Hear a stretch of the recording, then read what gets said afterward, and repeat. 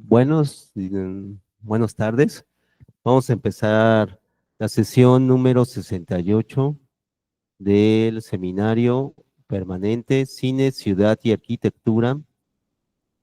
Que en esta ocasión vamos a tener como invitado de honor al doctor Roberto Domínguez Cáceres.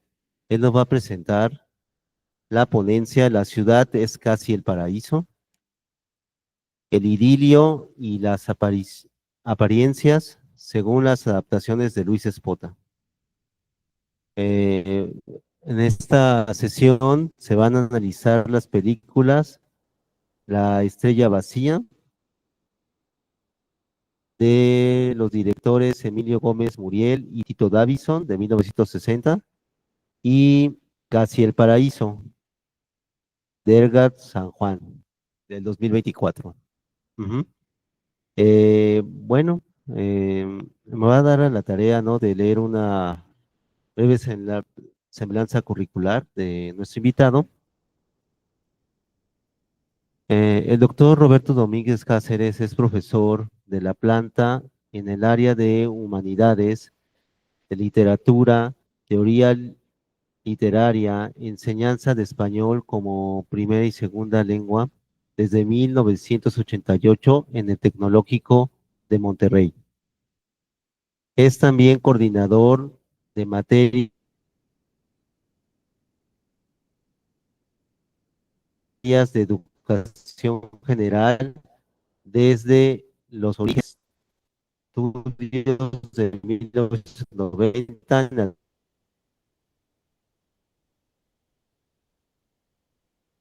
adelante. Ha colaborado en varios comités académicos para tuvo su sede en Maastricht primero y luego en Middelburg, Países Bajos, donde colaboró como profesor de materias impartidas en inglés a estudiantes internacionales. Desde los inicios del programa de Pasión por la Lectura, ha sido promotor de lectura, lector y conferenciante en coloquios regionales, nacionales e internacionales. Formó parte de la Escuela de Humanidades y Educación del Grupo de Investigación Estratégica, Industrias Culturales y Patrimonio Cultural, como investigador nacional, nivel 1. Coordinó el Grupo de Estudios de Religión y Cultura, que es una iniciativa para estudiar el periodo colonial en América y España en conjunto con el Colegio de Michoacán y el Colegio de México. Es miembro del grupo UC Mexicanistas que organiza la doctora Sara Pot Herrera en la Universidad de California, en Santa Bárbara. Es miembro de la asociación Cepancine AC, con la cual imparte seminarios y cursos para el estudio formal del cine como medio e industria artística. Fundó con el doctor José Antonio García Ayala, con un servidor. Sí, yo creo que ya. El seminario Interesantes Narrativas Urbanas. Ajá. Y bueno, ya como aquí lo han escuchado, pues ya, ya es mucho decir, te falta tener un pedazo más, ¿verdad?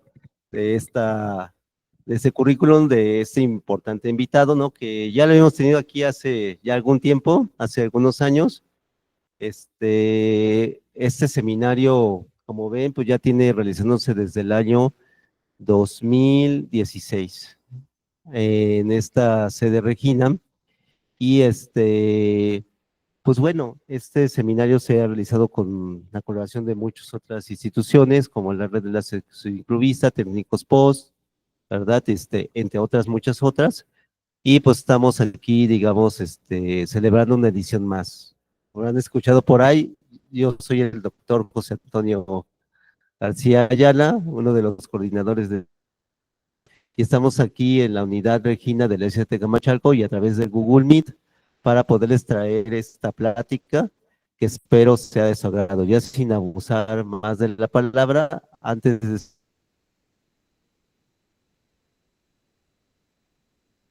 despedirme,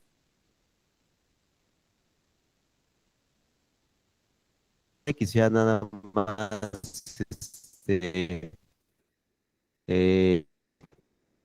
de y para que nos sigan a través de su canal de YouTube. Ahora sí, le doy la palabra a mi invitado de honor, a nuestro invitado de honor. Muchas gracias. Muchísimas gracias, José Antonio. Pues tengo que empezar por ahí. Muchísimas gracias. Estoy realmente muy, muy agradecido, muy emocionado de volver al seminario. Gracias a toda la parte técnica que nos ha ayudado en esto. Y quiero, pues, sobre todo, darle las gracias a José Antonio García Ayala por la organización del seminario. Esta es la 68ª sesión y no es fácil. Se dice muy fácil, pero hay que estar al pendiente de esto.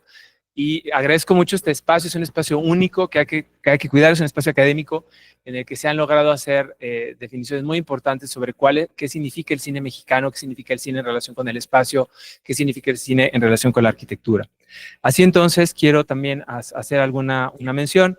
Le dedico esta presentación a una colega, a una maestra en comunicación, a la maestra Lucía Mansur Sánchez, quien, pues desde hace muchísimos años que estábamos estudiando, empezamos a ver este tipo de cine, ¿no? Este tipo de cine que era como clase B, que se veía en la tele a las 4 de la mañana en el canal 28 de Monterrey, porque era lo que se ponía de relleno, mientras nosotros leíamos vorazmente todo lo que podíamos para la carrera, y empezamos a tener como un sentido de que el cine nos podía decir algo de nosotros. Entonces, quiero en este sentido, les he preparado esta comunicación que se llama así, La ciudad es casi el paraíso. Estoy parafraseando uno de los títulos de la novela de Luis Espota, que se llama Casi el paraíso, que se publicó, y hay varias, y ahí empiezan los líos, varias versiones. Se publicó aparentemente, su primera versión es de 1958, pero estamos ahora en una segunda etapa de Luis Espota, que me da mucho gusto. Acaba de ser adaptada a película Casi el paraíso, como lo vamos a ver aquí. Entonces, median entre las adaptaciones de Luis Espota aproximadamente 56 años, ¿no? Entonces, imagínense, la primera adaptación se hace con Casi el paraíso y 56 años después, aproximadamente, alguien dice, bueno, vale la pena hacer otra adaptación de Luis Espota para hablar de la Ciudad de México. Estamos hablando de muchísimas cosas. Entonces, me parece muy interesante ver qué ha cambiado en cómo vemos la ciudad, qué ha cambiado en cómo se ve o se adapta una obra literaria al cine. Hay muchas teorías para hacerlo. Yo sigo la Escuela Mexicana de Teoría de Análisis Cinematográfico, que está en Sepancine, en la que no discutimos si se parecen o no, sino las trabajamos como discursos diferentes. Entonces, quiero empezar así. La propuesta de navegación es esto. Tengo un poquito de tiempo para esto, y es, primero, hablar de que cada vez que hablamos de la ciudad, estamos hablando de una representación. ¿Sí? Que las ciudades no nacen solas. Las ciudades siempre son el producto de una imaginación que las concibe previamente y luego se realizan. De tal manera que estamos hablando del concepto de ciudad, diferentes elementos. Entonces voy a empezar a leer.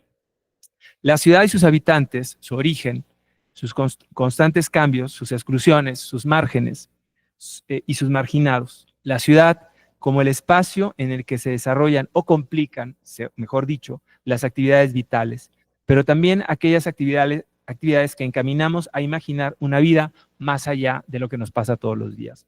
La ciudad que evoca lo terrenal viene desde la antigüedad, acompañada de una serie de sistemas narrativos, y pensemos en sistemas narrativos que están en la mitología, que es el caso del Edén. O sea, el Edén no es un espacio imaginado por muchas mitologías, no nada más por la judío-cristiana. Está en los Vedas, está en la tradición del Gilgamesh, está en tradiciones asirias, está en tradiciones aparentemente también relacionadas con las culturas que nosotros llamamos del Pacífico Sur. Está también en la Biblia, y ahí es donde vamos a tomar un gran nodo narrativo. Está en algunas escrituras sagradas, ¿no? En el Corán, en los Vedas, en el Bhagavad Gita, y también está en escrituras civiles, ¿ya? Cualquiera que se haya peleado en un catastro sabe que la ciudad es un espacio real. Todo esto hace posible que, además de ocuparlo, la ciudad sea un modo de crear espacio. Por eso, entonces, quiero invitarlos a que hagamos este recorrido. Primero, los imaginarios celestes, ¿no? El primer gran conjunto de imaginarios que hablan de la ciudad se refiere a la ciudad no en la tierra, sino en la ciudad en el cielo.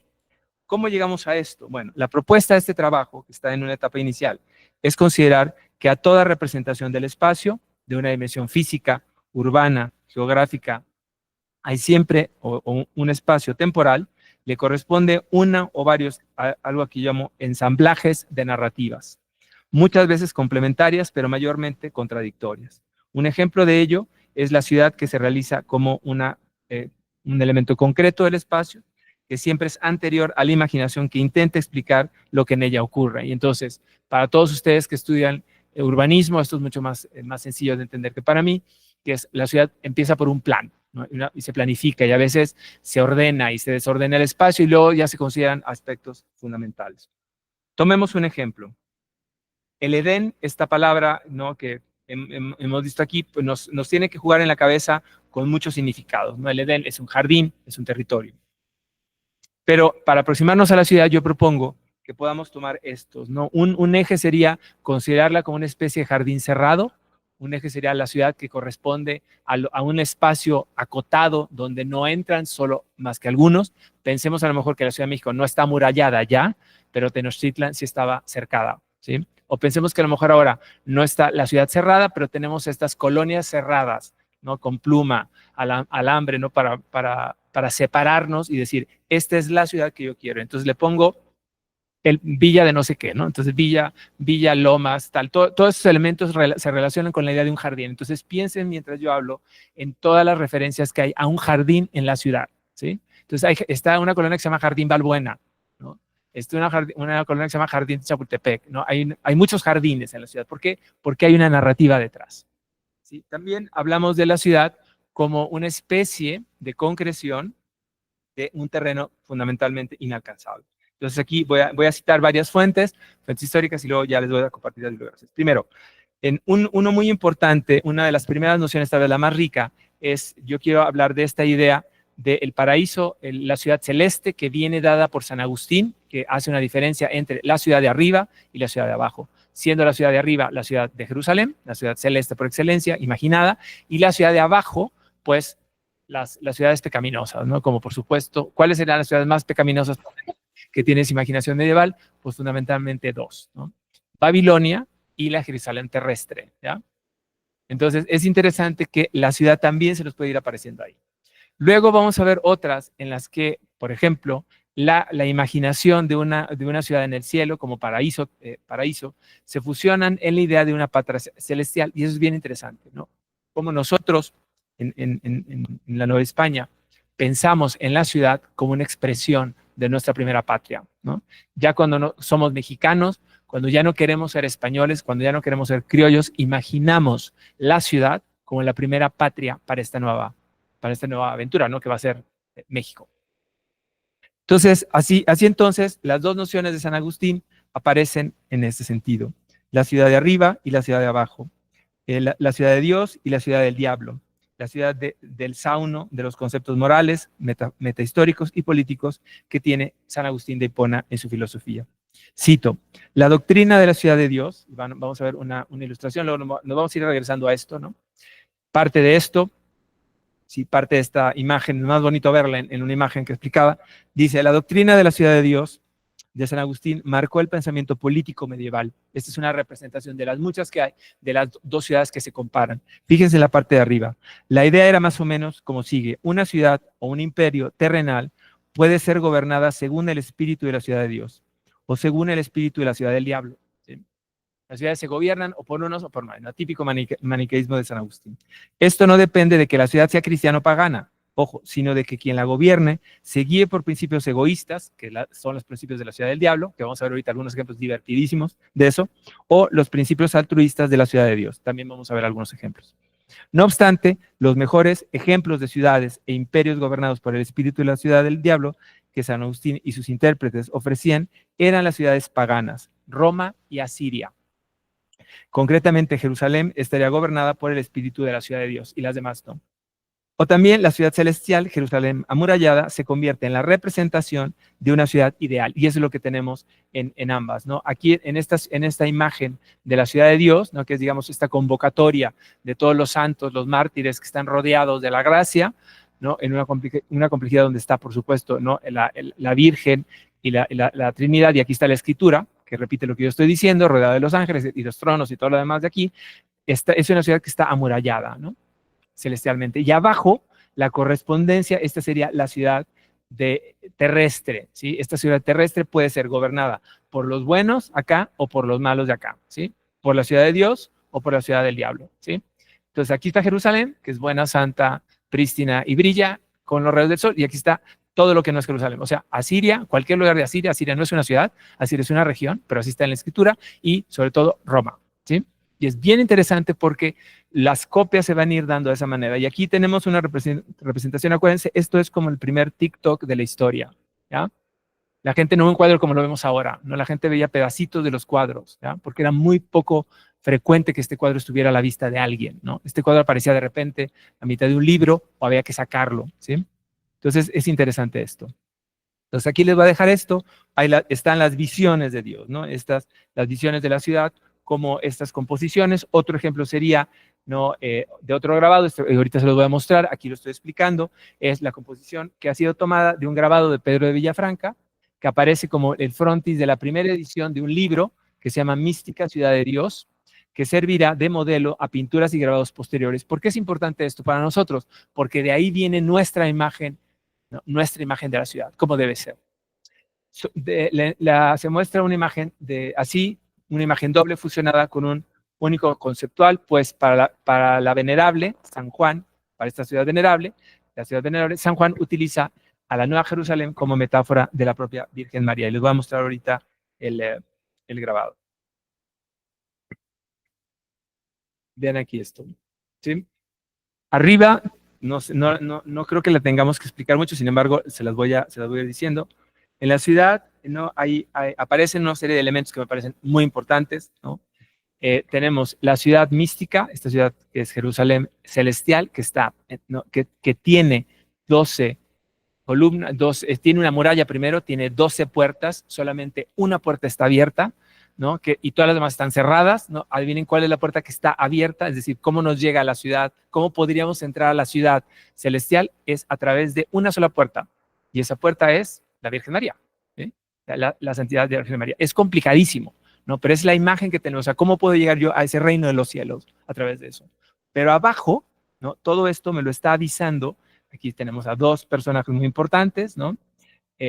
Dos fundadores de esta tradición, y una de ellas es, por supuesto, una de las místicas, Sor María de Ágreda, que tiene esta visión tremenda de la ciudad, ¿no? Y uno de los tantos repetidores de esa historia. Y en el centro, pues está el gran evangelista, que si no lo reconocen, pues es San Juan, Juan de Patmos, ¿sí? Que tiene un águila. Acuérdense del águila porque luego de eso, así de repente, la Ciudad de México va a tener, en lugar de a la Virgen, a la Guadalupana, y en lugar a Juan de Patmos va a estar San Juan Diego, perdón, ¿no? Y el águila, pues es algo mexicano, entonces pues ahí va el águila, ¿no? Entonces la imagen de la Ciudad de México viene desde ahí, ¿sí? Y por eso quiero hacer el énfasis que no hay ninguna imagen de la ciudad que salga por la imaginación de un respirador, de un urbanista. Siempre se está repitiendo algún sentido más amplio, ¿no? Bueno, regreso a esto. En la Jerusalén celeste, el paradigma tiene correspondencias morales, y eso es muy importante, ¿no? Dice, con ella, la ciudad de Dios, acabará la noche larga que comenzó con la caída de Adán y la tempestuosa mar y la triste peregrinación, y se llega al seguro puerto y a la alegría de la patria. Fuera quedarán los iracundos, los hechiceros, los desvergonzados, los homicidas, los idólatras y los mentirosos, ¿no? Es decir, no sé cuántos de nosotros podremos entrar entonces a esa ciudad, y es justamente la ciudad de la que después va a ser la burla Luis Espota, ¿ya? Cuando habla de la ciudad, casi el paraíso, está diciendo la Ciudad de México es todo lo que no debe ser el paraíso, ¿no? Es casi, se parece, pero no lo es. En este ambiente, por supuesto, pues hay muchos elementos para decir, y lo que yo quiero hacer aquí es ir viendo cómo esta ciudad se puede ir manifestando. La ciudad en los cielos, por supuesto, que más lo dijimos, tiene este antecedente, y algo que parece muy interesante, y lo van a ver en la siguiente imagen, ¿no? En esta nueva, es que esta ciudad, lo voy a decir aquí, está inspirada ya en otra. Dice, aparece Jerusalén celeste al fondo, siguiendo un concepto muy semejante a la obra que representamos, y ya que el apóstol está escribiendo lo que indica un ángel, sustituido en el cuadro por la monja y el ángel por María, ¿no? Que son estos, ¿sí? Y la visión es la ciudad. La escena fue grabada posteriormente muchas veces, aquí por Adrián Colbert, hacia 1600, autor de una estampa del texto de Vitam Aeternum, o la vida eterna, que también representa la Jerusalén celeste. En ambos casos se aprecia que las murallas tienen un basamento en el que se representan las gemas simbólicas de la Jerusalén celeste, así como su fulgor, idea que también se había incorporado a la arquitectura. Al centro de la ciudad aparecerá un montículo semiesférico. Ojo con esto de que las ciudades novohispanas tengan que tener un centro, un algo vacío, ¿no? Un semiesférico rodeado por unos ríos y árboles, ¿sí? La manía quiero decir, de la representación simbólica del Edén, no del jardín, es el río y el árbol. En referencia al texto del Apocalipsis, al que no se aprecia si está delante de la figura de María y la Trinidad. Insisto acá. Y por supuesto, compadre en el cielo, al igual que nuestro cuadro, el Espíritu Santo y el Hijo representado el Cordero Pascual sobre el monte. Y entonces aquí van a ver en el centro, no la misma ciudad, y esta es otra de las imágenes, ¿no? Afuera, esto es una visión que tiene un pastor, ¿no? Que está aquí por abajo, ¿no? Entonces aparece entre llamas, porque esto es una visión apocalíptica, es una revelación. La llama no quiere decir el fuego, sino es como un deslumbramiento, y entonces aparece estos ángeles que están cómodamente apoyados en un montículo desde donde están viendo la ciudad, ¿sí? Y es una aparición literalmente, ¿no?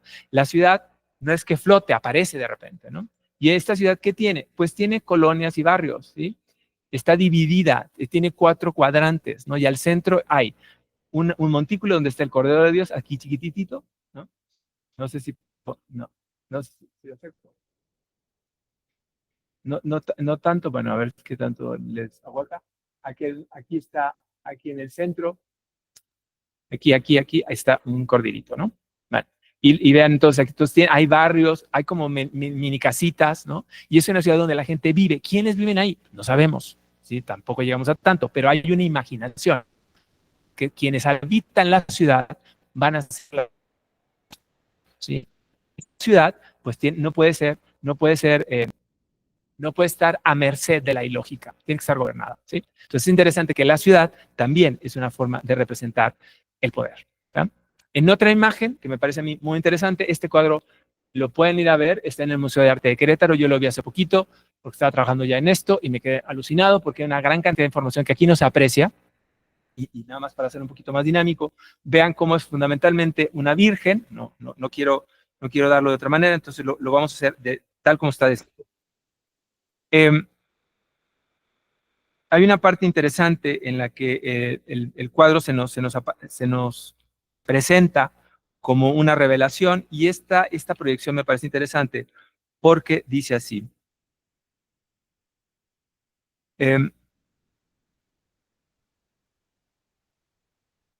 Uno de los primeros promotores de esta idea, pues viene dándose, ¿no? Como esta representación de qué significa esta serie de cuadros, ¿no? Bueno, me voy a regresar aquí.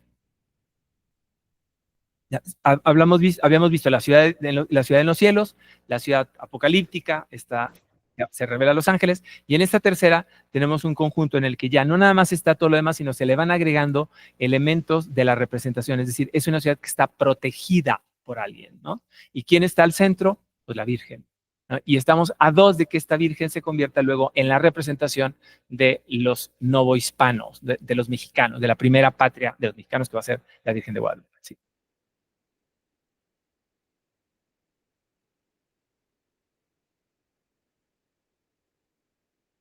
Le seguimos. Otra vez, ¿quiénes son los que la van a proteger? ¿Quiénes se sienten los protectores de nosotros? ¿Quiénes se sienten los protectores de la ciudad, de todo lo que viene en ella? Pues los magistrados, los obispos, los abogados, ¿no? Los doctores, ¿sí? Los doctores sobre todo universitarios. Entonces, ¿qué hace aquí? Estoy haciendo una referencia muy rápida, ¿no? Aquí las figuras que aparecen como los protectores de la ciudad son sus magistrados, su cabildo catedralicio, sus santas, sus santos, sus héroes, ¿de acuerdo? Y es bien interesante porque entonces la ciudad le da del giro de la ciudad celeste, baja a una ciudad ya en la tierra, pero que es una ciudad que tiene prosapia. Es una ciudad en la Ciudad de México y es una ciudad imperial, ¿no? Es una ciudad que antes fue Tenochtitlan y que ha recibido ahora la gracia para recibir, ¿no?, al nuevo imperio, ¿ya? Al de Felipe II, al de Carlos V, Felipe II, ¿no?, y al de la tradición de los reyes, ¿no?, del virrey. ¿Quién va a proteger esa ciudad? ¿Sí? ¿Quiénes son las figuras de autoridad de ese momento, no? ¿Quiénes son las figuras? Y se van a colocar y decir, yo te voy a proteger. Es una ciudad en la que si entras, estarás protegida por la lex, ¿no? Pero no es una ley como la conocemos ahora, ¿ya? Es la ley que viene dada por la monarquía, ¿sí? Por las leyes de la monarquía. Entonces, los personajes nos protegen y aquí no sé si vean al centro, hasta acá arriba, está muy clarito, pero aquí arriba es la misma idea, ¿no? ¿Cómo puedes entrar a esta ciudad? A través de, ¿no? En este caso, o sea, aquí antes estaba la Virgen y ahora va a estar algo más interesante. Está el niño Jesús, ¿no?, chiquito. ¿Ya? Y arriba está el Espíritu Santo. ¿Qué va a pasar? Bueno, que esta ciudad se nos va a ir complicando, ¿no? Vamos a avanzar un poquito más, un poquito años, y hay un personaje que me parece fascinante, que es Fray Agustín de Betancourt, así hay con B alta y con B chica, yo me lo encontré con B chica. Es un autor contemporáneo de Sor Juana Inés de la Cruz, y es especialmente significativo pues porque este fraile se dedica minuciosamente a observar, ¿no?, escenarios urbanos, destacando cómo son las catedrales, la de Puebla, la de Morelia, la de la Ciudad de México, templos y conventos, ¿no?, de los dos tipos. Destacando también que hay, ¿no?, estos elementos, y ahorita vamos a regresar a eso, porque hay también un panorama pormenorizado de las instituciones, autoridades civiles y religiosas, repúblicas y hombres y mujeres ilustres. Dice él, la ciudad es todo un teatro compendiado por el que transitan los actores sobre la escenografía de las dos patrias más importantes de la Nueva España. México, sobre todo la ciudad imperial, es destacada como una sede de la audiencia, de otros tribunales, de la universidad y de un cabildo ilustre. Las varias provincias religiosas y de la corte virreinal. Entonces, la ciudad para Betancourt es una ciudad que se destaca porque en ella tenemos héroes laicos, santas, mártires, cabildo y universitarios, ¿sí? No se menciona a los comerciantes, los comerciantes van a aparecer después. Y me parece muy interesante porque viene esto, ¿no? Este señor, que los invito a conocer, tiene una historia fascinante, escribe que se llama Teatro Mexicano, descripción de los sucesos ejemplares históricos y religiosos del Nuevo Mundo de las Indias Occidentales. Es una crónica de la provincia del Santo Evangelio de México, o sea, de aquí. El otro personaje que entra a esta serie de imágenes que les quiero traer es don Carlos de Sigüenza y Góngora, en un retrato que cada vez está más discutido si es él, pero es el que tenemos y con ese nos vamos a quedar, ¿no?, que nace el 14 de agosto de 1645 y muere el 22 de agosto de 1700. Este personaje es contemporáneo de Sor Juana y es contemporáneo a esta parte de la ciudad. O sea, Carlos de Sigüenza y Góngora muy probablemente ha de haber habitado por estas calles donde estamos ahorita. Ahorita van a ver por qué. A él le encomiendan esta obra, ¿sí? Lo que tienen a mi derecha, no sé qué sea para ustedes, izquierda, es el convento de Jesús María, que da nombre a la calle de aquí atrás, ¿sí? Y es cuando digo, miren, qué maravilla poder hacer esto. Es decir, la calle de Jesús María se llama así porque en ella está el convento de Jesús María, ya que es, según que ha sido descrito por Sigüenza y Góngora, como un paraíso terrenal, ¿no? Pero no le pone así. ¿Cómo le pone a su obra? Pues como la estamos leyendo, le pone el convento de Jesús María, va a ser la manifestación edífica material del paraíso occidental. ¿Qué quiere decir eso? Pues paraíso siempre está, es oriente, era por donde andaba Jerusalén, ¿no? El occidental pues tiene que ser algo en la Nueva España y es una obra maravillosa, ¿sí? Literalmente porque es impresionante cómo las monjas del convento de Jesús María le piden que escriba una historia del convento y les diga, háganos una historia de qué ha pasado aquí y de cómo el convento es un espacio fundamental para la ciudad, porque en ella van a habitar personas que van a dedicar su vida a orar para salvarnos de los pecados. ¿Quiénes son? Las religiosas. ¿Quiénes son? Las monjas, ¿sí? Pero no nada más una. Hay toda una genealogía de mujeres ilustrísimas que van a pagar la edición, que le van a pagar a Carlos Sigüenza, quien tiene muchísimas obras que no publica porque no tiene dinero. Esta sí la publica porque tiene dinero y hay un chisme buenísimo.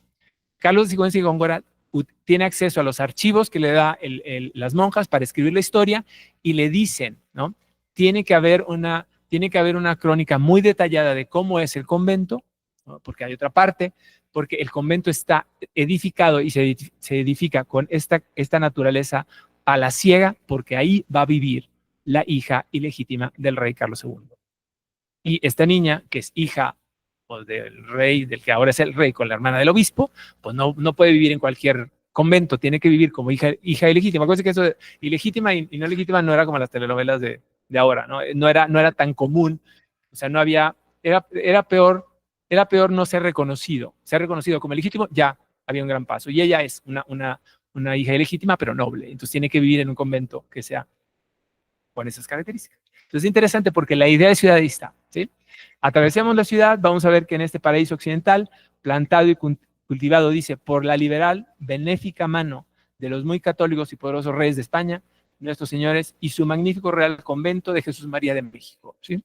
Entonces, cuando pasemos por ahí, no nada más veamos el convento o el ex o la escuela o lo que quede de la iglesia, sino pensemos en la imagen de ciudad que está detrás de él, ¿no? Sigo. Entonces, sigo con esto, porque ahí lo que me interesa muchísimo es que en esta serie de relaciones encuentro una secuencia, y esa para mí es que la Ciudad de México, y sobre todo la ciudad novohispana, una ciudad imperial, responde y se aterrizan en ella muchísimos imaginarios, ¿no? Así como la ciudad de Puebla, la ciudad de Zacatecas, la ciudad de Querétaro y la Ciudad de México tienen diferentes advocaciones y maneras de manifestarse o responden a proyectos urbanos diferentes, distintos, pues siempre pensemos que hay un tipo de representación de la ciudad que nos debe importar. Y cito aquí, la Ciudad de México respondía así a muchos simbolismos de la Biblia, que la Biblia había dado a la ciudad, como paradigma de lo bueno y lo malo, de la virtud y del vicio, la retórica y la plástica que hacían uso de la exaltación o del vituperio para conmover o enseñar comportamientos morales, convirtieron el símbolo celeste de Jerusalén en un argumento para demostrar la grandeza de una patria criolla excluida por España, ¿sí? Y es interesantísimo. La Ciudad de México es la representación es la habitación del nuevo personaje novohispano. ¿Sí? Es una ciudad que nos pertenece a los mexicanos, que ya no tiene nada que ver con español, ¿sí? A pesar de todo lo que podamos entender, quiero dejar este argumento muy claro. Hay una correspondencia en la que patria es la Ciudad de México es la patria de los nuevos españoles, ¿no? de los criollos que van a ser ya de otra manera. Y los dos primeros personajes que tienen mucha conciencia de eso son Sor Juana Inés de la Cruz y Carlos de Sigüenza y Góngora, entre muchísimos que podemos citar. Entonces hay que revalorar ese empeño, ¿no? Es decir, pues no los veamos como parte de la colonia, ¿no? Ellos son mexicanos. Y dice, para exaltar sobre todo un argumento de esta grandeza y de una orden religiosa cuya influencia social peligraba o para fomentar una reforma de costumbres. Todos esos fines respondían a una situación, cito, de una gran actualidad en su tiempo y estaban inmersos en la terrenalidad y en la temporalidad. Y entonces, la siguiente parte de mi exposición tiene que ver con esto, ¿no? Cómo la Ciudad de México es una continuidad de ciudades. Para Sigüenza, por ejemplo, el régimen azteca, que es preciosa esta explicación, imagínense, es como una pirueta ideológica, es decir, ¿cómo hacemos para traer todo esto al conjunto?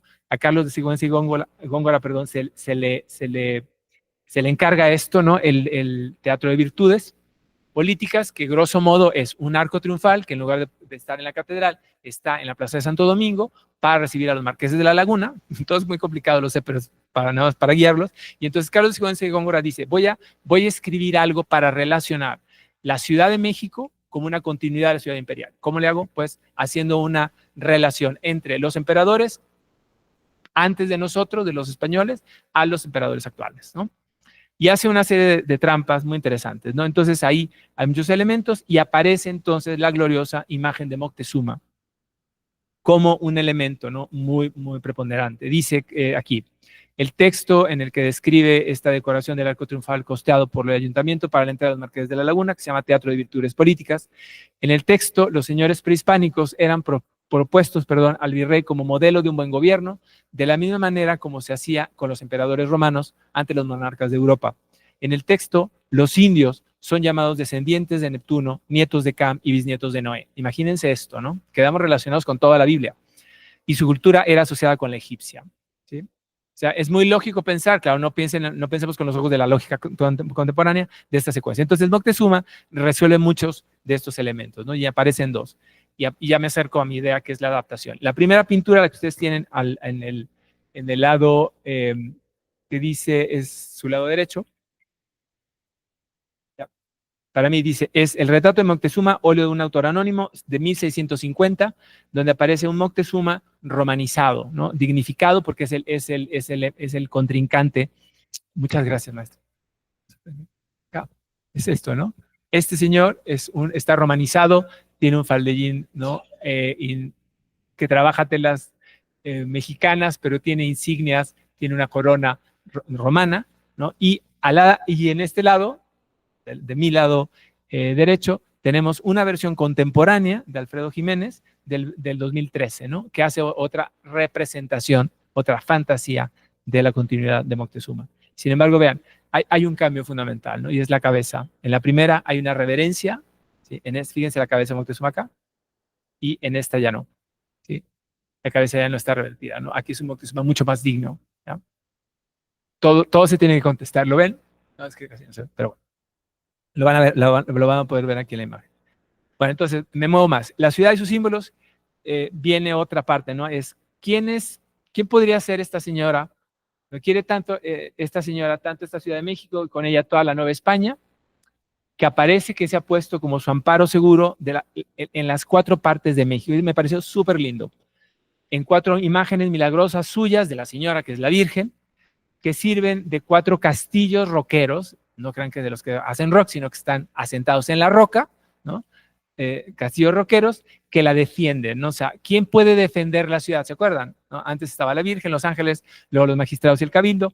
Bueno, sobre ellos se funda y afirma la estabilidad de este nuevo mundo. ¿Qué enemigos visibles o invisibles la podrán asaltar si en sus 4 santuarios tiene 4 baluartes que la defienden? Y esto está tomado de Francisco de Florencia, este del norte. Bueno, aquí vienen. Los 4 baluartes, no lo leo todo, los digo, son 4 representaciones de la Virgen. La primera es la Virgen de la Bala. Esta Virgen está puesta, o sea, esta imagen estaba puesta al oriente de la capital y protegía a la ciudad de las balas simbólicas que eran las epidemias, ¿ya? Primera puerta. Segunda, la Virgen de la Piedad, al sur, aplacaba la ira de Dios, el de Iriade.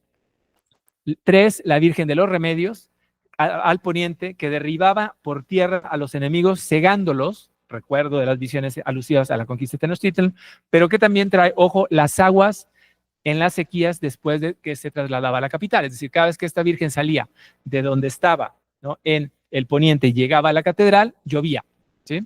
Ahorita van a ver por qué. Y la Virgen de Guadalupe, que es la estrella del norte. Ahí va. Por eso nosotros tenemos esto. Esta Virgen de la Bala todavía está en devoción, o sea, es adorada y admirada en el barrio de Iztapalapa, ¿de acuerdo? Esto no es nuevo, esto viene desde la colonia, desde 1700 y tal. Es una imagen muy interesante. Siguiente, otro barrio es este, la Virgen de la Piedad, al sur de la ciudad. ¿Y qué tenemos ahí? Pues tenemos un río que se llama Río de la Piedad, ¿ya?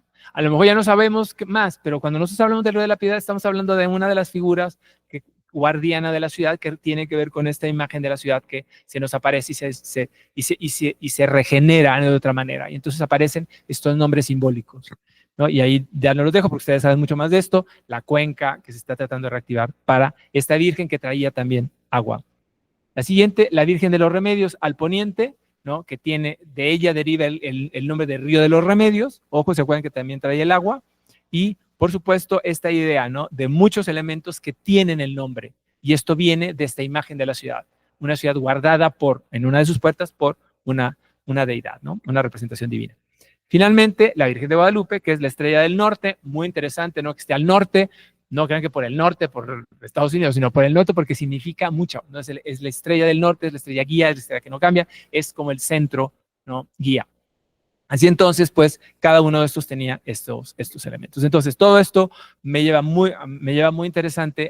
parece muy interesante, perdón, y me lleva a pensar que hay una manifestación tremenda de estas ideas, ¿no? Esta noción que teníamos. Y entonces, de ahí entonces pasamos ya a la siguiente parte, y es esta noción. Si hemos estado hablando de las imágenes de la ciudad, podemos a lo mejor ahora tener una mejor idea de por qué un autor en muchísimos años después hace una crítica, ¿no?, a otra imagen de la ciudad, que es la siguiente parte, que es don Luis Espota, quien, según esta versión, digo que hay varias, ¿no?, esta versión dice que Casi el Paraíso está hecha en 1956, ¿no?, lo cual pues, nos parece muy significativo, porque está editada en su primera vez por el Fondo de Cultura Económica y es contemporánea, convive esta historia, esta publicación, con otra de las grandes, creo, narraciones de la ciudad, que es La región más transparente, de Carlos Fuentes. ¿Y qué creen? Se la viven peleando, ¿no? Luis Espota y Fuentes se pelean porque uno quiere, dicen los chismes, ¿no? Dice, Carlos Fuentes dice, yo quisiera la popularidad de Espota, ¿sí? Y Espota dice, yo quisiera la crítica de Fuentes, ¿ya? Casi el Paraíso es un bestseller, ¿sí? Vende casi 5,000 ejemplares en su primer tiraje, porque todo el mundo quiere enterar de los chismes, ¿no? Es un formato enorme, les iba a traer el volumen, pero la verdad pesan mucho. Esto dice acá, ¿no?, tiene aproximadamente unas 700 páginas y es una delicia de lectura, ¿sí? Bueno, la idea de Casi el Paraíso sobreviene, ¿no?, por esta noción, ¿no? Casi el Paraíso, ¿no?, tiene una segunda versión, que es esta, de la que quiero hablar un poquito más, y es Casi el Paraíso como una representación de la Ciudad de México, pero como un espacio, no nada más arquitectónico, sino un espacio o de una patria en la que se vienen a cumplir los sueños y las devociones de muchas personas. Casi el Paraíso ha sido adaptada genialmente, me parece, por Edgar San Juan el año pasado, y corresponde a esto, ¿no? Esto es la ficha técnica de la película de la que quisiera hablar, y luego voy a hablar un poquito después de la Estrella Vacía pues ya por deformación profesional, porque hay muchos elementos que se parecen en esta, y viene así, ¿no? ¿De qué se trata? Bueno, esta es la ficha técnica. ¿De qué se trata Casi el Paraíso? Este es el póster de la película. ¿Ya? Bueno, esta es una versión. ¿De qué se trata la historia? Bueno, hay varias explicaciones. En resumen, Ugo Conti, aquí está con H, a veces aparece sin H. Ugo Conti es un hombre guapísimo, deslumbrantemente guapo, que aterriza literalmente en la Ciudad de México a través del yate de una de sus amantes, que está anclado en Acapulco. Conoce a alguien en Acapulco. Acuérdense que el Acapulco de los años 50 no es el Acapulco que vemos ahorita en las fotos de Otis, desafortunadamente, sino es un enclave en la imaginación, es otra ciudad mitológica, ¿no?, mítica, que tiene muchas historias detrás, es el paraíso para mucha gente, ¿no? Entonces, Ugo Conti aparece ahí y se dice que es un conde italiano, ¿no? Y sobre todo, pues aparece y aterriza, digo yo, dentro de la Ciudad de México, en las altas esferas de la Ciudad de México, esas esferas del poder político y el poder territorial de los años 50 en México, y de ahí se desata una serie de conflictos y una serie de historias muy interesantes.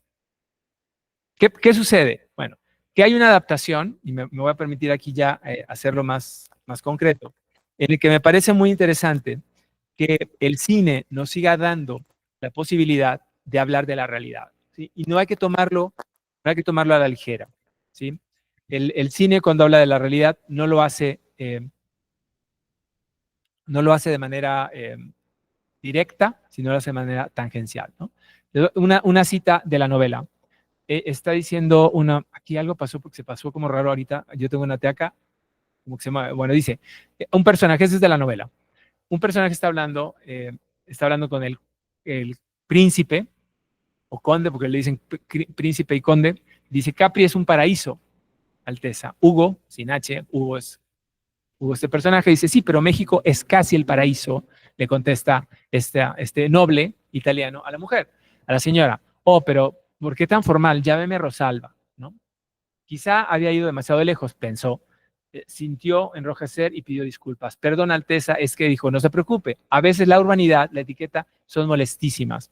En México, le dice ella, como si no viniera al caso, hay otras cosas más molestas, ¿sí? Bueno, algunas diferencias fundamentales. Hugo Conti, con H o sin H, depende cómo se lo entreguen, ¿no? En la novela, a pesar de su condición de impostor, asume muchas veces el papel de crítico de la misma condición que detenta, ¿no? no les quiero arruinarla, pero van a ver la película, a lo mejor la novela es, Hugo Conti es el hijo de una prostituta, o sea, literalmente es un hijo de, ¿ya? Que se pretende a sí mismo conde. ¿Por qué? Pues por eso tienen que leer la película, leer la novela o leer la película, ¿no? Como la quieran, pero se van a enterar de que hay algo, es decir, cómo alguien que es literalmente eso, llega y se inserta y está de repente en la sala del político más poderoso del momento, tratándose de ligar a la esposa. En la película no sucede eso, en la novela se trata de ligar lo que se mueva, a la secretaria, a la esposa, a la hija, a la esposa del compadre. O sea, Hugo es una especie como de macho incontenible, ¿no? Aparte es muy guapo en la película es muy guapo, pero en la novela es todavía más guapo porque uno le puede poner las caras simultáneas, ¿no? Y dice, la visión de Hugo con respecto a las mujeres es transaccional, ¿sí? La mujer le sirve para algo. Y es un macho, pero es un macho absolutamente atractivo. Es un misógino delicado, como le dice una de ellas, ¿no? Una de sus críticas. Es un aprovechador de circunstancias. Y entonces Hugo se parece mucho a sus contrapartes, es decir, a los políticos, a los abogados, al secretario, al amigo del político que lo adulan, ¿no? Y en algún momento Hugo dice, pues yo no me siento tan mal de ser un farsante porque este que me está eh, alabando también es un farsante, ¿no? Entonces hay una especie como de doble, digamos, como una crítica de doble giro que en la película no se ve, porque acuérdense que el cine es muy caro y no tiene tanto tiempo para andar explicando tanta cosa, ¿no? Pero la literatura sí. Y entonces la literatura vamos a ir viendo como Hugo Conti se va dando cuenta de decir, ese sentimiento de culpa, ¿no? De estar en casi el paraíso, o sea, de ser un impostor en el jardín del Edén, se le va quitando cuando va viendo que hay más diablos como él, ¿sí? Y que las tentaciones, acuérdense, en el paraíso la tentación es el conocimiento, aquí no va a ser el conocimiento, ¿sí? Aquí el conocimiento va a ser lo que se trata de ocultar. Entonces, imagínense a Hugo como la serpiente que no quiere que le descubran, ¿no? Pero no resiste la idea de tentar. Entonces, hay un personaje en la novela, hay más personajes en la novela que en la versión del cine. La problemática ecológica, el despojo de la tierra, la corrupción, el tráfico de influencias, las costumbres sociales de abajo y arriba se mantienen desde la década de los 50 del siglo XX a la fecha, ¿no? Y eso me parece fundamental. Ahora, por eso creo yo, es muy fácil, ha sido muy fácil que el público hayamos respondido también a la película. Esto lo dice Edgar San Juan, y esto no lo hago, pero me pareció muy interesante porque ahora cada vez más los directores hablan de lo que hacen, pero ya están informados, ¿no? Me quedó muy bien. San Juan dice, amo la novela, me encanta Luis Espota, es mi autor favorito, Casi el Paraíso es una novela perfecta porque mezcla el malinchismo, fíjense lo que está diciendo, la clase política y la corrupción. Y esas son las tres críticas principales de la novela, ¿sí? Y en la película se ve muy bien. Pero también hay una ingenuidad. Dice, todo se enlaza en un chisme del aristócrata italiano Ugo Conti, quien viene a seducir a la sociedad mexicana. ¿Ya? Nuevamente, esta ciudad que está representada como un Edén, que está protegida por una imagen religiosa, es también la imagen de una mujer que puede ser vulnerada. El volumen es muy divertido, pero para la pantalla grande ya teníamos que traerla al siglo XXI. Era la única manera en la que podíamos despojarnos del asunto machista de los años 50. No lo logra.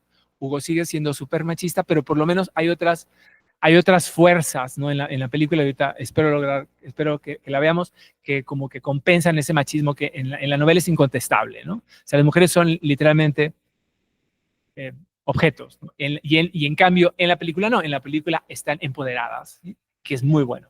La hija, Pere, es una delicia de verla porque la chica domina absolutamente el mundo desde su teléfono, ¿sí? Al papá, a la mamá, al novio, al otro novio y sobre todo a sus miles y miles de seguidores. Y dice entonces, sentía que esta manera los personajes femeninos podían florecer determinantes. Tardó 10 años en crear el filme de 107 minutos, escribió el guión con Ipate Argüero y Juan Curi y se les puede ver en los cines de México desde el 12 de septiembre del año pasado. En otra instancia dice, bueno, ¿cómo fue el guión para situar la novela a la época actual? Y dice, hicimos 25 tratamientos, ¿no? Si ven la historia, ¿no? La novela, es decir, fue una locura. El proceso de desarrollo del proyecto duró 10 años, y les creo. Desde el 2013 hasta el 24, porque al principio sí estábamos pensando en hacerla de época, pero cuando decidí dirigirla, era muy arriesgado que una ópera prima fuera una película tan cara.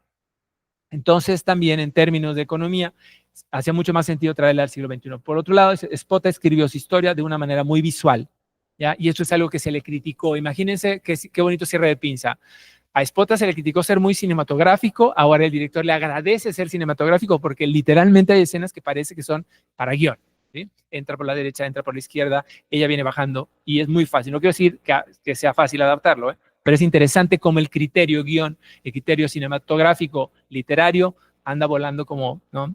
Depende de la época. Siguiente, entonces creo que adaptar la obra tan padre, dicho por él, con personajes tan reales, pero a través tan críticos y con un sentido del humor tan casi perfecto, se vuelve un gozo, aunque es una responsabilidad inmensa. Hicimos la adaptación con muchísimo amor, pero también conscientes de que estábamos dando un triple salto mortal y creo que lo conseguimos. Y después le dice, entre otras cosas, dice, a mí me da la impresión de que la ciudad de los años 50 era ingenua, no había como tanta seguridad policíaca. Además, entrar a un vuelo con el pase de bordo de alguien, ¿qué es lo que hace él? Como que era mucho más fácil hacer travesuras. Cuando pensamos ahora en el siglo XXI, en las redes sociales, decíamos, ¿cómo lo hacemos? ¿Cómo puede funcionar? Pero me di cuenta de que gracias a las redes sociales y al teléfono ahora somos más ingenuos. Y ese es el gancho. A mí me pareció padrísimo decir, ¿cómo nos adaptamos? ¿Cómo representamos el malinchismo, nuestra credulidad, nuestro apantallamiento por la primera cosa que se nos parece bonita? Y dice, ahí está, las redes sociales. Entonces, sin más, quisiera salir de esta presentación para mostrarles un cachito de la película, ¿no? Entonces, si me permiten, vamos a ver si esto funciona. Ah,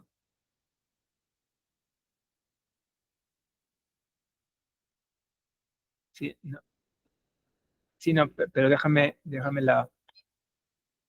espérame, es que tengo que ponerme primero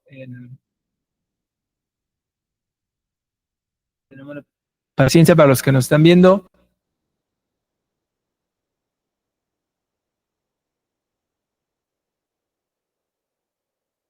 De la película, sí, hay muchísima claridad aquí, pero bueno, quien está viéndolo en la cámara lo va a ver mejor. Y quiero dejar algunos minutitos de la película.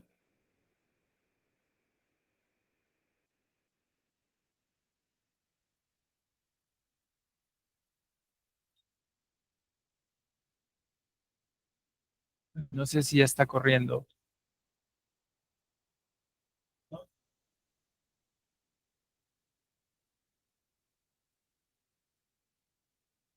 Ya me la costumbre de trabajar todo en Zoom, toda mi vida en Zoom. Con este ir y venir, ¿no? Es decir, la crítica a la sociedad mexicana contemporánea. Quisiera regresar a la presentación. Entonces,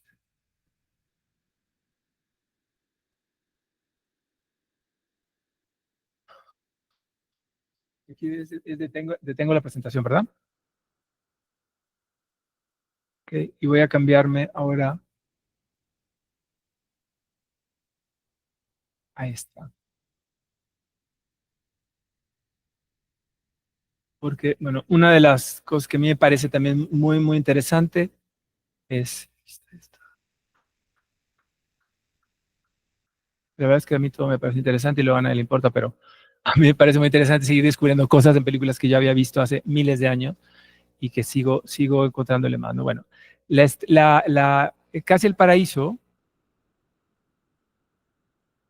okay, tiene otra idea, ¿no? Viene de otro personaje, que es la otra novela de la que quisiera hablar muy rápidamente, de una estupenda adaptación. Esta adaptación es de La Estrella Vacía. ¿No? La Estrella Vacía es otra de las novelas de Luis Espota, también es un mamotreto de 700 páginas, más o menos, que está recientemente editada por Grupo Planeta, con correcciones, con presiones que les recomiendo ampliamente. Y en La Estrella Vacía, no sé si ustedes alcancen a ver, pero hay una cosa muy interesante que hizo la editorial de poner, no entiendo por qué, una corona papal con una araña, como que se les tergiversó la portada con el contenido, pero pues bueno, ¿no? Me parece muy relevante porque esta novela, esta novela ha sido adaptada en 1960 para esto, ¿no? Les voy a poner esta entrada de títulos. Ay, ya se ve. Debe oírse ya algo, pero no sé por qué no se oye. ¿Tú le subes allá?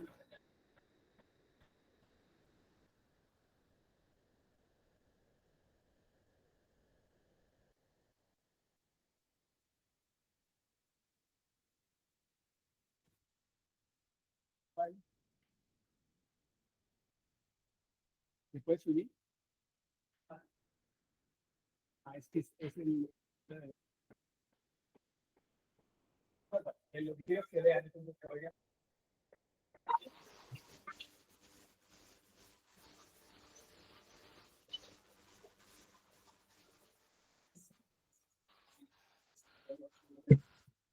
Pues la ciudad del diablo, ¿no?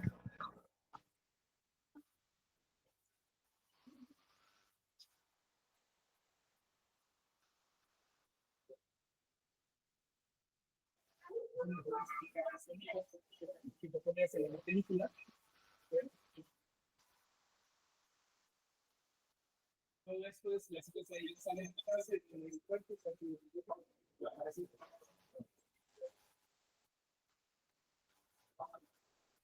ella en la farmacia, vamos a ver, literalmente siguiente,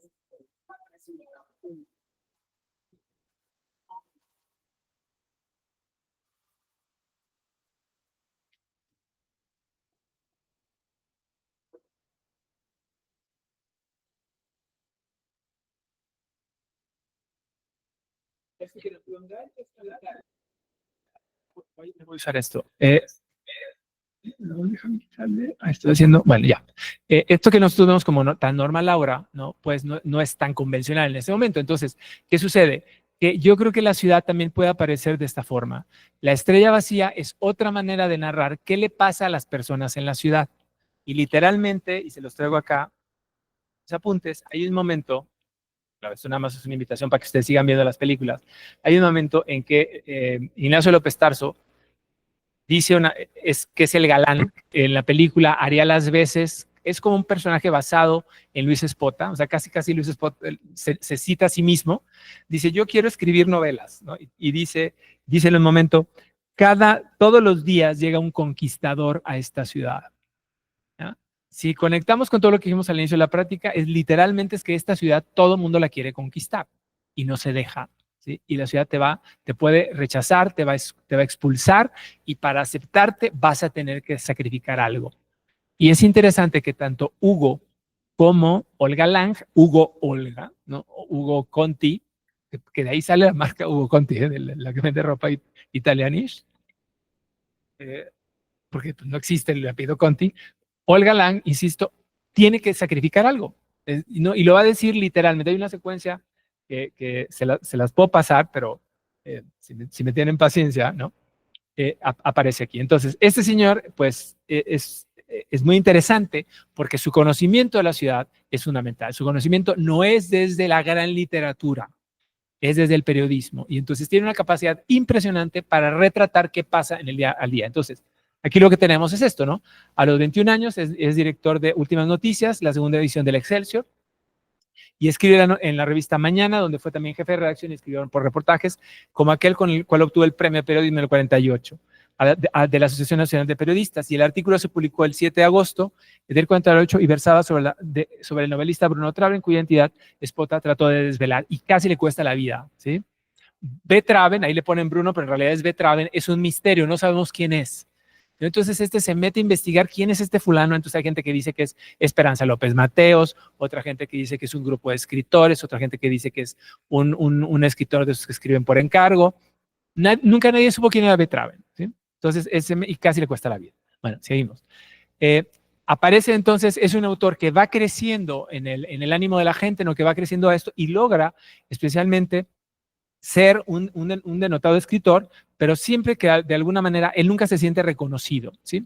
Y entonces, pues aquí les traje algunos ejemplos de obras de él, ¿no? El Ariel en la palma de tu mano, un argumento maravilloso de una película de Roberto Gabaldón que está filmada aquí en el Zócalo y en La Marquesa, y es una película que si no han visto tienen que ver inmediatamente porque está recientemente restaurada. Se llama En la palma de tu mano, con Leticia Palma, que es gloriosa la película, ¿no? Pero es otra vez la historia de la ciudad, ¿sí? O sea, se las traigo porque en todas las novelas, en todas las películas, la ciudad es la protagonista, la ciudad es la que nos convierte, la ciudad es la que nos lleva a la perdición, la ciudad es la que nos lleva a otro nivel. Y también Nadie muere dos veces, Amor en cuatro tiempos, con el de Olegatillo, etcétera, ¿no? Bueno, y entonces la estrella vacía es de 1950 y también, pues, adentro de ella aparece en la novela, ojo, otro de los grandes personajes del siglo, que es Luis G. Basurto, quien escribe obras de teatro inspiradas en el mismo principio. La ciudad corrompe. La ciudad implica un sacrificio. ¿Sí? Nadie que llegue a la ciudad puede salir incólume de ella. Entonces, ¿cómo aterriza todo esto? Pues Basurto hace una obra maravillosa que se llama Cada quien su vida y luego de mucho tiempo, ya vamos a ver que esta es la obra de Basurto, se publica como una novela, perdón, como una obra de teatro independiente y es una obra de cabaret, Before Cabaret, que está ahorita en el Insurgentes. Esta es la obra de cabaret, porque es una obra como de carpa, ¿no? Que la gente iba a ver como diciendo, ay, mira cómo se divertía la gente antes, ¿no? La gente antes en los años 40, ¿no? De prostitutas, golfos y viciosos, que al público elevó a un clásico, ¿no? Y eso me encanta porque la editorial que está diciendo, no es que nosotros queramos decir eso, es el público, ¿no? Entonces como que la editorial no quiere perder prestigio para decir, venga a ver, y está atizando el morbo, ¿ya?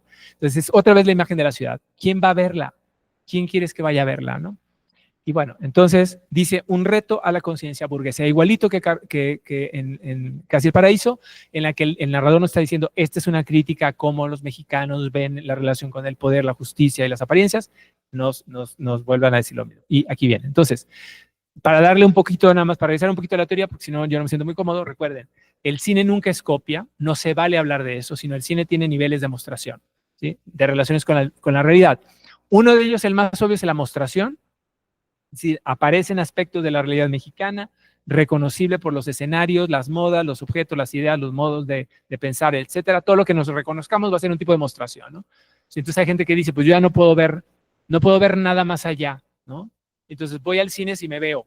Bueno, otro segundo animal es la citación.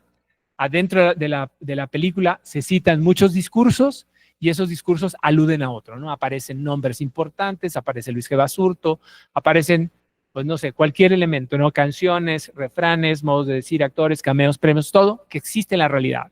Y entonces de repente yo me sentía muy emocionado cuando era muy joven y me dijeron que Robocop iba a estar filmado, no, Total Recall estaba filmado en Metro Chabacán, entonces yo me sentí muy importante porque mi ciudad salía en la película, ¿no? O de repente alguien decía, mira, voy a salir en la película, ¿no? Salimos en un golpe de cámara, wow, etcétera. Ese es el tipo de relación. Y otra más, que me parece muy interesante, la reflexividad. Reflexividad, cuando el discurso cinematográfico se muestra a sí mismo, ¿no? Y te avisa, ojo, esto es cine, ¿no? No es copia, no es reportaje, no es documental, es cine, ¿no? Un movimiento de cámara muy exagerado, estas cámaras de dron que te están diciendo, ojo, ¿no? Aquí te estoy filmando. Marcas dentro del teatro y finalmente Atrezzo, que es la representación cuando el cine se filma a sí mismo, ¿no? Que es toda una época. Les encanta a los cineastas hacer una película donde ellos están haciéndose una película, ¿no? El Mission Navim, ¿no? O ahora los backstage, todas esas cosas que ahora son como tan comunes, son parte del mensaje de la representación. Bueno, quiero mostrarles esto es, ojo, de cada quien su vida, es la versión cinematográfica de 1960 de la obra de teatro de Luis G. Basurto, ¿ya? No es que Luis G. Basurto no escribió la película, le escribió otro personaje. Vean nada más aquí. Es súper oscura, no se va a ver un carro, pero bueno. Es súper oscura, es un contraluz y es la Ciudad de México.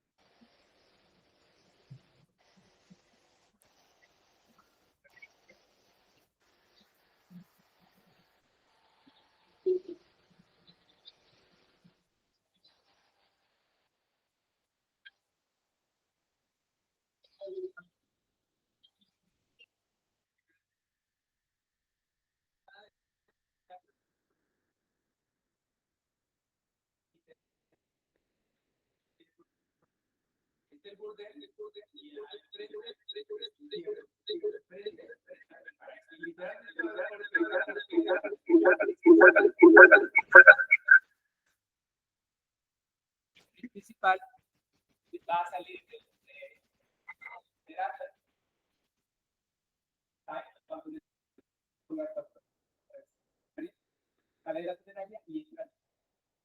nada más en el cine se puede hacer, es decir, estamos en el paraíso, muerte. Entonces, las películas, en este caso, me parece muy interesante, cómo las podemos recuperar, cómo puedo recuperar el discurso cinematográfico como una representación de imaginaciones mucho más complejas, ¿ya? Es decir, esto que decíamos al inicio de la charla, que muy pacientemente han tenido ustedes a bien escuchar, vemos que la idea del Edén, la idea de la ciudad que está protegida por ángeles, luego por figuras tutelares, es también el escenario, ¿no? Es la urbs como el espacio terreno, pero también es la Jerusalén celestial, es el Chivita, ¿no? Es la ciudad que te puede cuidar. Entonces, en este tipo de representaciones, pues cada quien en su vida habla de la historia de un pianista que estábamos oyendo tocar como una música muy rara, que no es tan rara, es una composición de Dvorak medio mexicanizada, yo creo que para no pagarle derechos a Dvorak, ¿no? De un pianista que es mundito, que por supuesto se nos va a morir porque tiene tuberculosis, sífilis y todos los horrores que le pagaban a un músico que quería triunfar en la Ciudad de México, ¿ya? Y que termina bien, tocando en el bar, en este bar de décima, ¿no? Que se llama, es el teatro donde van a estar todas estas personas, estos personajes. Entonces, insisto, es solamente una vez más, ¿no? Hablar de esto. Este es otro ejemplo del infierno, ¿no?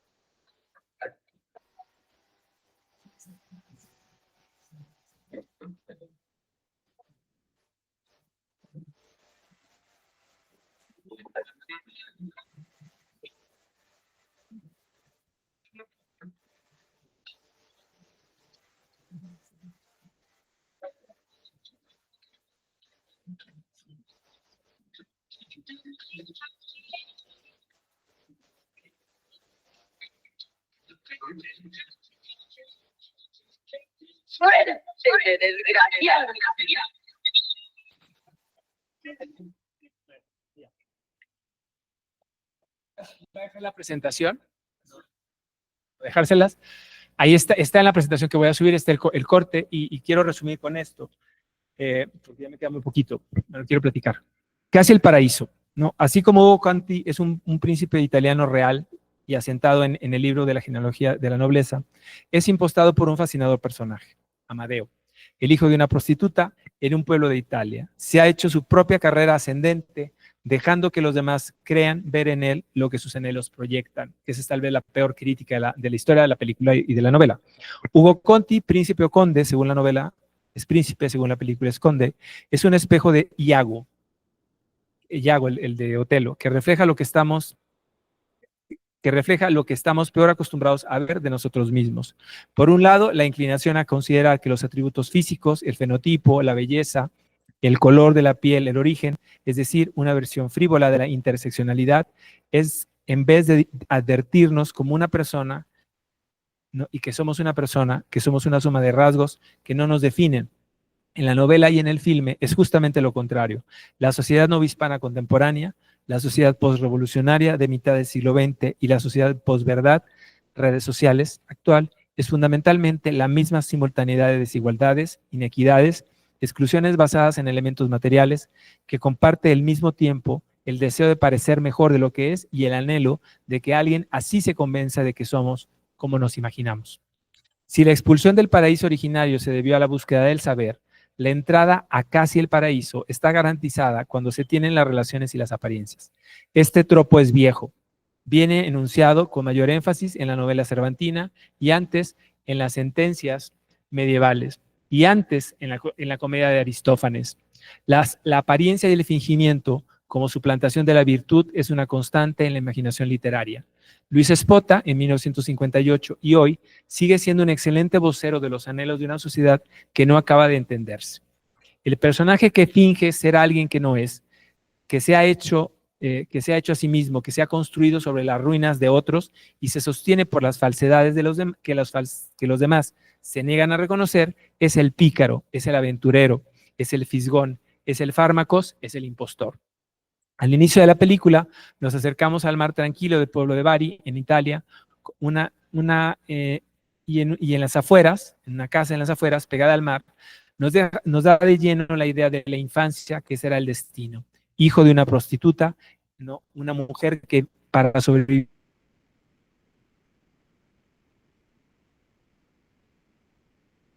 atiende a hombres. Hugo debe ceder su lugar al lado de la madre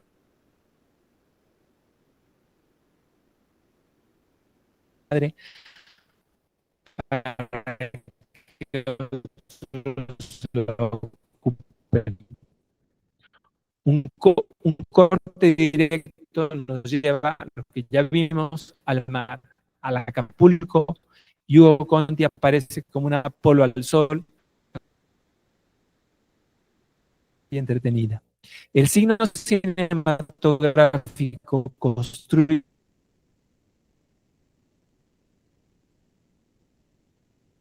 que une un temporal y especialmente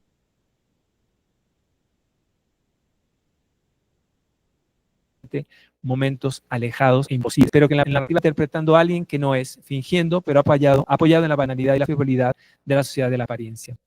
En ambos casos, el planteamiento es profundamente severo.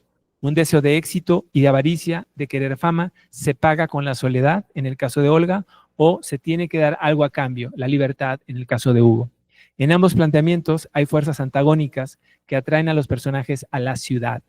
Ambos han dejado el pueblo de la miseria, ¿no? Han dejado el espacio de la abyección, buscando una vida saliendo del margen e ingresan al centro de la urbe, sin saber, o tal vez atraídos por eso, que en ella la virtud sucumbe a las tentaciones de la fama, la fortuna, el placer, la felicidad, que siempre se traducirá en las materialidades áureas. Por eso en el cine, me atrevo a plantear, funciona mejor la lección que vemos, pues en algo nos reconocemos, en algo que está frente a nosotros y nos imita, o algo que vemos y nos propone seguirlo como modelo de conducta. Ver es una forma de reflexionar que debe ser educada, modelada, domesticada y por muchos medios, por la exposición más o menos consciente a diferentes relaciones de construcciones simbólicas y sus encarnaciones en personas, o a realizaciones en objetos culturales complejos como las películas que hemos aludido. Termino. En las dos historias próximas al idilio, concomitantes en la noción del huerto cerrado, el jardín secreto, el espacio de la felicidad, tienen un correlato en el vanitas. Recuerda que todo es apariencia en vanidad. Y termino con esto. Esto que ves, engaño colorido, que es del arte ostentando los primores con falsos silogismos de colores, es un cauteloso engaño del sentido.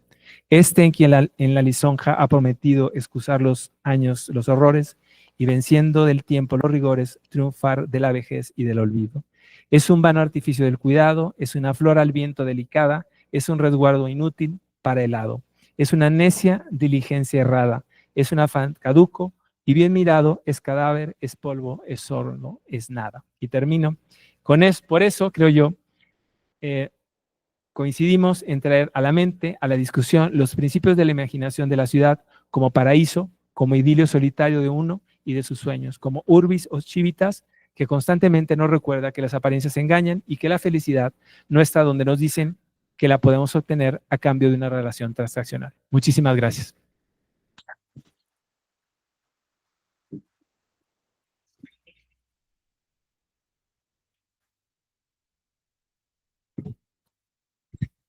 Pues muchas gracias, muy interesante ponencia, ¿verdad? Que acabamos de ver, excelente, a mí me motivó mucho desde que conocí la primera versión de cómo se iba a llamar esta ponencia, me llamó mucho la atención, porque muchas de las películas que se mencionaban en la primera versión de no, de la ponencia, yo no las había, no las tenía en el radar más bien, muchas de ellas, ¿no? Como vinculadas con la ciudad y con la literatura, lo cual es doblemente, digamos, enriquecedor, ¿verdad? Todavía, ¿no? Entonces, y ya esta otra versión que entiendo yo, una síntesis, ¿no? De todo lo que está estudiando, ¿no? Aparte de estas, hay otras películas, otras novelas que se están, digamos, trabajando, pues nos dan cuenta de un pequeño panorama de todo lo que hay en relación a la ciudad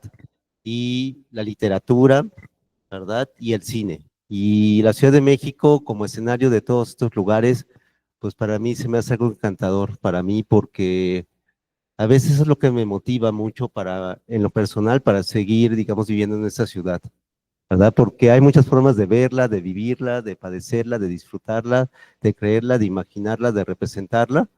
Y muchas de las cosas que se han escrito sobre la misma ciudad en décadas pasadas siguen siendo hoy en día, y eso es algo que también nos dice mucho de cómo es esta ciudad. Hay características de la misma que siguen manteniendo con el paso del tiempo. Parece que hemos cambiado en muchas cosas, pero en esencia seguimos siendo los mismos, vamos a decir así. Y eso es algo, digamos, muy importante. No quisiera dejar de pasar por alto, ¿no? Entonces es algo, digamos, muy encantador, ¿verdad? Todo esto, pero también nos lleva mucho hacia la reflexión. Nos lleva mucho hacia la reflexión y pensar, digamos, cómo esta ciudad que a todos nos toca vivir día a día, ¿no? Y cómo permite despertar, ¿no? Esa imaginación y también, ¿por qué no decirlo? Mirar mirar las cosas que parecen invisibles para cada uno de nosotros, pero que para otros son muy evidentes y las están experimentando esta ciudad día con día, ¿no? Ver la ciudad, ¿no? De México como una ciudad eh, eh, que fue pensada, imaginada, ¿no? Y simbolizada como una especie de paraíso que se va a construir en este nuevo mundo, ¿verdad? Para los europeos, pero que más bien se fue convirtiendo en un infierno para otros, ¿verdad? Y una ciudad, y eso me quedó muy marcado cuando se mencionó esto, ¿no? Una ciudad, ¿no? Que para poderte apropiar de ella o quedarte en ella, ¿no? Te quita algo, ¿no? ¿Ah? Tienes tú que dejar algo ahí, ¿verdad? Y esto, yo me puse a pensar, y bueno, la respuesta no la tengo, ¿no? Pero ¿qué yo he dejado? Y, y es algo que digamos, a la reflexión. Ujú. Entonces es algo, digamos, muy interesante y que nos lleva mucho, ¿no? Para ver eh, todo esto, intersexualidad que se da, ¿no? Entre el cine, la ciudad y la literatura, que es muy, muy importante, ¿verdad? Y que está, digamos, muy presente, ¿no? Y en cada momento, con escenarios, ¿no? Que son parte, ¿no? De la vida cotidiana de nosotros, pero también de las novelas y del cine, ¿verdad? Y que es algo que tenemos muy presente. Bueno, queda espacio para una pregunta. ¿Alguien quiere hacer alguna pregunta? ¿Alguna preguntita? ¿No? Nada más una pregunta. Si me quedé con esa duda precisamente de lo que planteaba yo al principio, hay otras novelas y ahorita ya aquí, digamos, mostrabas algunas otras películas, ¿no? ¿Qué otras nos podrías recomendar, verdad, para poder seguir adentrando esos temas? la pregunta, yo creo que hay muchas. Recientemente yo estoy buscando el tema de la ciudad en el cine y le recomiendo las películas que casi no se ven, ¿no? Hay toda la secuencia, la trilogía de Arturo Ripstein, de la nueva versión que hizo de La Mujer del Puerto, ¿no? O El Callejón de los Milagros, por ejemplo, de él también, o Rojo Carmesí, también es muy buena. Son representaciones autorales de la ciudad, es decir, es la ciudad de Ripstein. En cambio, si nos movemos a la ciudad que tiene, ¿no? Franco, ¿no? el director de Bao, es otra ciudad, no es una ciudad que está vista desde Iztapalapa. ¿Ya? Por él empecé a meterme en estas cosas, decir, bueno, ¿de dónde vienen estas ciudades? ¿Por qué no? Porque yo pensaba que la Ciudad de México pues, era la Ciudad de México empieza en Reforma, ¿no? No, pues, pero a lo largo de muchos años he visto que los directores van escogiendo su tipo de ciudad, ¿no? O también hay, hay nuevas películas, ojo, no estoy hablando de las calidades de las películas, eso a mí no me importa, sino es hablando de, por ejemplo, Perfectos Desconocidos, que es una película, ahorita se me olvidó el director, perdón, pero es un grupo de amigos que se juntan van a jugar algo y es un grupo, ya saben, de gente muy blanquita, muy criolla, muy rica, pero que tienen un drama, ¿no? Ese drama está emplazado en una ciudad que no es la ciudad que estamos viendo aquí, ¿sí? Entonces yo creo que es interesante que sigan la investigación sobre cuál es la relación del proyecto de ciudad que determina la vida de los personajes, ¿ya? Y no pensar que el personaje lo hace todo por voluntad, porque es bueno o malo, está enamorado. Yo creo que a nosotros nos toca, ¿no? Desde cine, arquitectura y ciudad, investigar las relaciones, cómo influye, cómo determina el espacio arquitectónico la vida de una persona, ¿no? Entonces, por ejemplo, toda la idea de las películas que ya lo hemos dicho varias veces aquí, ¿no? Que están situadas en la ciudad, el comportamiento es diferente, ¿no? Y también tenemos las otras películas, las que están situadas lejos de la ciudad, en un pueblo. Bueno, pero también hay que meternos con esa imaginación, ¿no? O sea, cómo se supone que es la vida en el pueblo, y el pueblo contemporáneo no es el mismo, ¿no? Entonces yo creo que hay varias, ¿no? Yo citaría cualquier película de Franco, por supuesto, las películas contemporáneas que hablen también de la relación de la ciudad, me parece fundamental Bao, ¿no? Me parece también otra que me gustó muchísimo, que ya tiene algunos años, que se llama Temporada de Patos, ¿no? de Mbeke, que hay que revisarlas, ¿no? Porque ahí hay muchas cosas que no se dijeron, ¿no? Porque en México la crítica literaria es muy poca y nos encanta hablar de lo que está ahorita. Y nada más termino con esto, revisando para esta guión, los comentarios que alguna gente se permiten de las películas son bastante cuestionables. Yo creo que nosotros desde la academia tenemos que contestarlos, ¿no? Con academia, con investigación, ¿sí? Muchas gracias. Pues muchas gracias. Bueno, antes de despedirnos y dar por terminada esta sesión, que como les digo, estamos regresando por esta ocasión aquí en la Unidad Regina, para una sesión más de este seminario que ya lleva pues 10 años, ¿verdad? Ya va para el 11, ¿no? Entonces, ya es algo, digamos, muy importante, ¿no? Pues desde que iniciamos aquí hace ya tanto tiempo. Pero bueno, vamos a seguir aquí, ¿no? Para la próxima sesión vamos a tener al doctor Lauro Zavala, aquí mismo en la Unidad Regina, que se va a hacer, la siguiente sesión va a ser el 16 de mayo. Ajá, y después, vamos a tener después de esta la presentación del libro Enfoques Complejos de los Espacios Habitables del Tercer Milenio. Eso vamos a tener para la próxima sesión del señor Cine Ciudad Arquitectura y posteriormente a esa, la versión del libro que se va a hacer parte del Seminario Complejidad Espacio Habitable.